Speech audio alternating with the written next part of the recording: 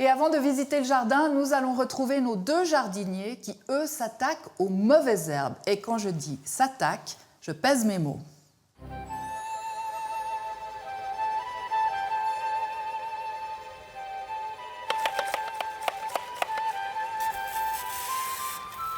Muriel, qu'est-ce que vous faites là? Mais je suis en train d'enlever les mauvaises herbes sur ma place de parking. Désherbant sur bitume ou gravier, c'est la tôle assurée.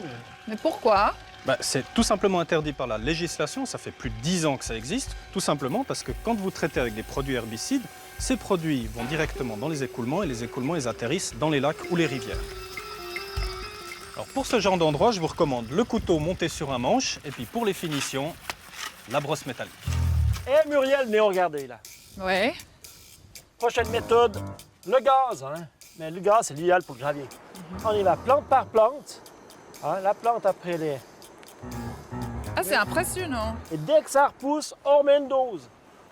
Puis prudence quand même, on donne ça pas à un gamin. Non. On va pas dans la locale. Non. Ou d'un coup, il y a des herbes un peu sèches. Le but, c'est pas de cramer tout le quartier. Muriel, venez voir.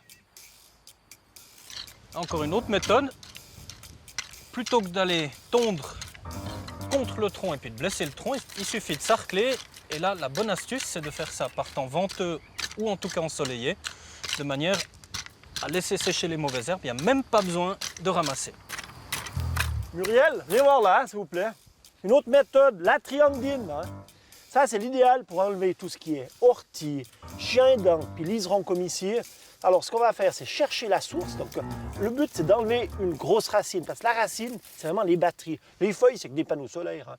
En enlevant cette grosse mouette, vous êtes tranquille, vous en serez débarrassé.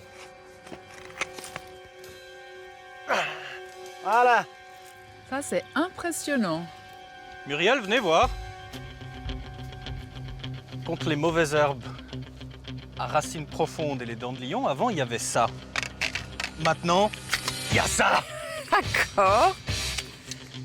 Et ça marche comment, en fait? Ah, mais c'est génial. Et le mouvement, ça l'éjecte. C'est un truc de mec. Non, pas tout à fait. C'est aussi pour les dames. Ça vous évite tous les maux de dos, tout simplement parce que vous n'avez pas besoin de vous agenouiller pour arracher vos pissenlits, par exemple. Puis une petite astuce, faites-le juste après une pluie. Comme ça, les racines n'opposeront aucune résistance. Muriel, venez regarder là, pour la méthode pour les plates-bandes de vivaces. La méthode Jean-Luc avec son fusil à pompe, c'est bien joli. Mais dans une plate-bande de vivaces, c'est impossible. On prend la gouge, on va bien profondément, après on tirote un peu la plante. Dès qu'on sent que la plante elle vient, un mouvement et le pissenlit ou la mauvaise herbe vient. Tout en délicatesse. Ça, c'est de la délicatesse. Claude, Muriel, venez voir. Contre les quelques petites mauvaises herbes individuelles que vous pouvez avoir sur un chemin en gravier comme ici, il reste une seule solution qui est encore tolérée. C'est l'herbicide à base d'huile de géranium. C'est 100% naturel. Ça se dégrade rapidement et ça a une action super efficace. En tout cas, je vous remercie infiniment de m'avoir débarrassé de pratiquement toutes mes mauvaises herbes.